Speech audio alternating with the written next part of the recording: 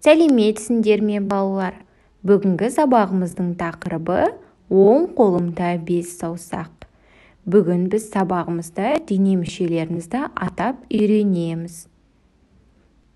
Ол үшін алдымен суреттерге назар аударайық. Тыңда және қайтала.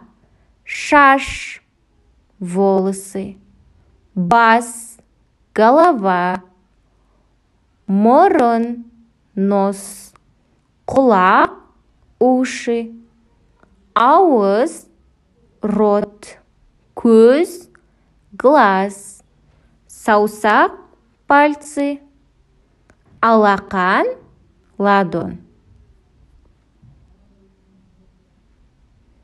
Бүгінгі сабағымыздың жаңа сөздерін тыңда және қайтала. Оң қол, правая рука.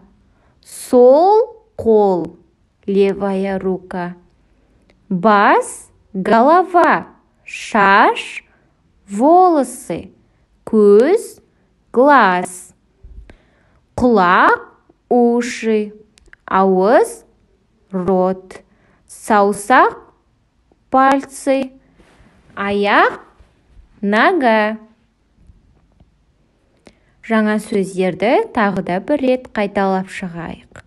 Оң қол, сол қол, бас, шаш, көз, құлақ, ауыз, саусақ, аяқ.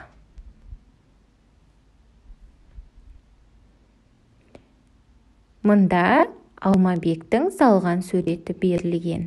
Алмабек бірінші бастың суретін салды. Мынау бас. Одан кейін құлақтың суретін салды. Мынау құлақ. Көзді салды. Мынау көз. Ауызды салды. Мынау ауыз. Одан кейін шашты салды. Мынау шаш. Шаштан кейін ненің суретін салды? Қастың. Мынау қас. Ең соңында мұрынның суретін салып, суретті толықтай аяқтады. Мынау мұрын. Алмабектің суреті дайын болды.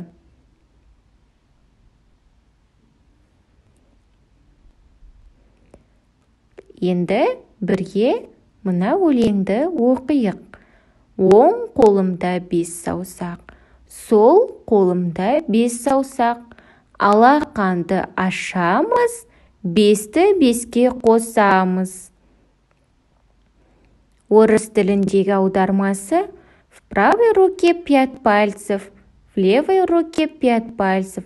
Открываем ладошки, к 5 прибавляем 5. Өлеңді тағы да бір рет қайталайық. Оң қолымда 5 саусақ, сол қолымда 5 саусақ. Алақанды ашамыз, 5-ті 5-ке қосамыз. Келесі тапсырма — диалогты оқу. Қанеке, диалогты бірге оқиық. Алмабек, мынау қай қол? Оң қол. Мынау қай қол? Сол қол. Оң қолыңда неше саусақ бар? 5 саусақ. Сол қолыңда неше саусақ бар? 5 саусақ.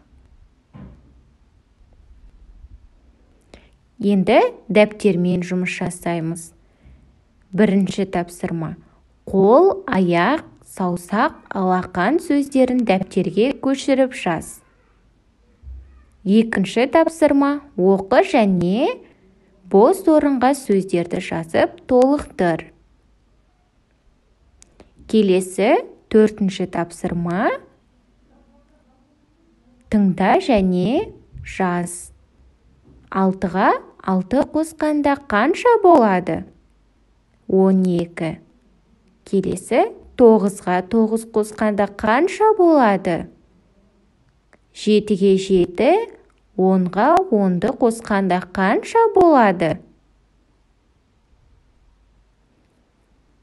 Бүгінгі сабағымыз осымен аяқталды. Қош